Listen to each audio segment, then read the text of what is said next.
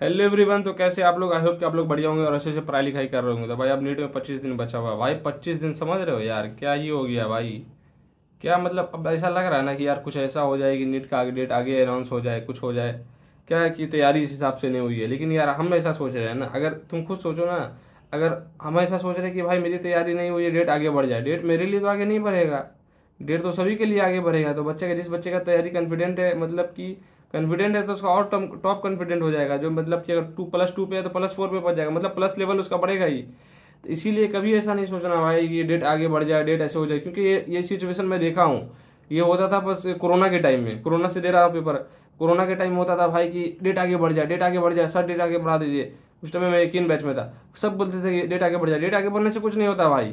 Date आगे बढ़ेगा ना तो फिर कंपटीशन तुम्हारे लिए अलग नहीं बढ़ रहा ना, सभी के लिए बढ़ रहा है कंपटीशन। इसीलिए तो डेट आगे से कोई मतलब नहीं हो रहा है। जैसे खुद मान लो पेपर, सब बच्चे कहते हैं पेपर हार्ड है, पेपर आसान आ जाए। पेपर आसान तुम्हारे लिए तो नहीं आ रहा, सभी के लिए आ रहा है। मैं बताया ना कल वाले वीडियो में कि मेरा पेपर जो अभी 12th हुआ था, मतलब कि थोड़ा पेपर हार्ड बन गया। तो 550 नंबर आया टॉप, मतलब कि हाईएस्ट बच्चे का हाईएस्ट मार्क्स 550 560 था। ठीक है। तो मेरा भी नंबर तो कम हुआ ना भाई। जहाँ मैं कहाँ इतना स्टैंड कर रहा था, अभी कहाँ स्टैंड करने लग गया। तो भाई जब पेपर हार्ड बनेगा तो मेरे लिए कि नहीं बनेगा, सभी के लिए हार्ड बनेगा। जो बच्चा 650 स्कोर कर रहा था, 570 पे आके अटक गया। तो इसीलिए ये कंपटीशन है, इसी का नाम कंपटीशन है। तुम बोर्ड का एग्जाम देते, जो क्वेश्चन, बोर्ड का एग्जाम अलग, बोर्ड का एग्जाम का पर्सपेक्टिव अलग होता है, लेकिन ये कंपटीशन का अलग होता है। कंपटीशन में तुम्हें सामने वाले को बीट करना होता है। ठीक है। तो ये बात है। तो ये सब पॉइंट ऑफ व्यू, ये सब तो एग्जाम की बात है। चलो हाँ, तो मैं अपना बताता हूँ आज का टारगेट। देखो, 8 अप्रैल 2025 मैं बोल रहा हूँ भाई, बना लो, कुछ नहीं बिगड़ने जा रहा। मैं भी इसी क्या बोलते हैं स्टाइल में था कि भाई नहीं बनाऊंगा, मैं ये सब नहीं करूंगा, ये सब के चक्कर में नहीं रहूंगा। क्या हो गया, बना लिया। तो अभी तुम्हारे सामने मैं दिखाता हूँ, 1 मिनट को। हाँ, पॉज लिया था टिक लगाने के लिए, टिक लगाया नहीं था। देखो तो बता दो, biology animal kingdom, biomolecule, enzyme, frog and cockroach. ठीक है। और फिजिक्स में आ जाओ, ग्रेविटेशन, और ये क्या लिखा हूँ, thermal physics. Thermal ST sir, एक एसटी सर है, सिलेंडर क्या नाम है उसका, अन अकेडमी में पढ़ाते हैं कोई, सत्येंद्र तैयार, क्या नाम है एसटी सर का, तुम जानते हो तो बताना यार, क्योंकि एसटी सर से नाम फेमस है, इसीलिए मैं जाना था। और केमिस्ट्री में chemical equilibrium, redox, atomic and chemical bonding. भाई आज का टारगेट भाई, बायो में तो एवरेज कंप्लीट हो ही जाता है, क्योंकि बायो तो रिवाइज करना आसान ही बनता है। लेकिन बायो में क्वेश्चन नहीं लगा रहा हूँ, ये गलती कर रहा हूँ मैं। सिर्फ मतलब कि नोट्स पढ़ रहा हूँ, सॉरी नोट्स तो पढ़ ही नहीं रहा हूँ, सिर्फ बायो एनसीईआरटी पढ़ रहा हूँ, एनसीआर पढ़ रहा हूँ, अभी क्वेश्चन नहीं लगा रहा हूँ। ये गलती कर रहा हूँ। ठीक है। तो ये हो गया बायो में। लेकिन फिजिक्स में ग्रेविटेशन क्या था, तो ग्रेविटेशन का क्वेश्चन लगाया था। ग्रेविटेशन का पीवाईक्यू लगाया था 5 साल का भाई, 9 या 10 11 का पीवाईक्यू है। पीवाईक्यू मस्ट है भाई लगाना ग्रेविटेशन का, पता है दिमाग, मतलब कि अभी भी मेरे दिमाग में वो क्वेश्चन सब घूम रहा है कि T² आता है Gm/4πd, और कैसे क्या होता है ना वो, मतलब कि जरूरी है यार ग्रेविटेशन का तुम पीवाईक्यू लगाना लास्ट के 5 सालों वाला।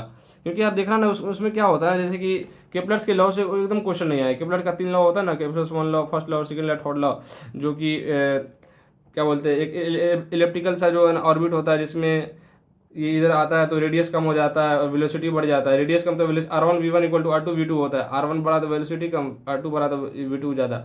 ऐसा होता है ना। तो सबसे क्वेश्चन नहीं आ रहा है। एक होता है एंगुलर मोमेंटम भी होता है, L/2m होता है, वो सबसे क्वेश्चन नहीं आ रहा है ग्रेविटेशन से। तो ग्रेविटेशन से क्वेश्चन कहाँ से आ रहा है, 5 साल का पीवाईक्यू लगाना तुमको पता चल जाएगा। ग्रेविटेशन किया, फिर उसके बाद केमिकल और रिडॉक्स का क्वेश्चन किया। केमिकल और रिडॉक्स का पीवाईक्यू नहीं किया हूँ, वो मॉड्यूल का क्वेश्चन किया था, क्योंकि जो रिलेवेंट क्वेश्चन होता है ना वो किया हूँ। मतलब इसमें से 30 क्वेश्चन किया था केमिकल रिडॉक्स का।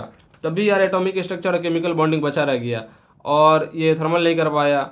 और इन बायोमोलिक्यूल और इंजाइम में जो क्वेश्चन मार्क लगा हुआ ना, वो इसलिए लगा हुआ क्योंकि भाई इसका मैं क्वेश्चन प्रैक्टिस नहीं किया हूँ।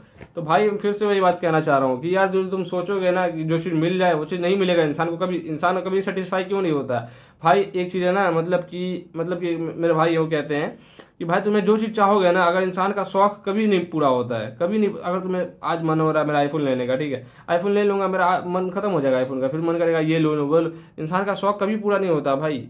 इसीलिए जो चीज़ इंसान सोचता है ना कि ये चीज़ पूरा हो जाता, अगर मैं सोचता कभी नहीं हो पाता। तुम खुद देखो ना, 17 अप्रैल वाला नहीं हुआ था तो उसको आज कंप्लीट किया। अब जैसे कि अब केमिकल बॉन्डिंग हो गया, एटॉमिक स्ट्रक्चर, अभी मैं नहीं कर पाऊंगा क्योंकि कल मेरा पेपर है। कल मेरा पेपर है तो मैं बायोलॉजी का सारा क्वेश्चन लगा के जाऊंगा ना भाई। कम से कम तो मैं कम से कम 100 150 क्वेश्चन, 200 क्वेश्चन लगा के जाऊंगा बायो का, क्योंकि बायो में मैक्सिमम नंबर लाना भाई। सिलेक्शन बायो ही दिलवाएगा। अब लास्ट टाइम में 330 340 बायो में आना चाहिए भाई तुम्हें। मेरा तो नहीं आ रहा, मेरा तो 300 के करीब रहता है। मुझे तो 40 50 नंबर और बढ़ाना है बस बायो में। फिजिक्स केमिस्ट्री में सही आ रहा है भाई, फिजिक्स में 250 300 नंबर उधर से आ जा रहा है, बस बायो में नहीं आ पा रहा है।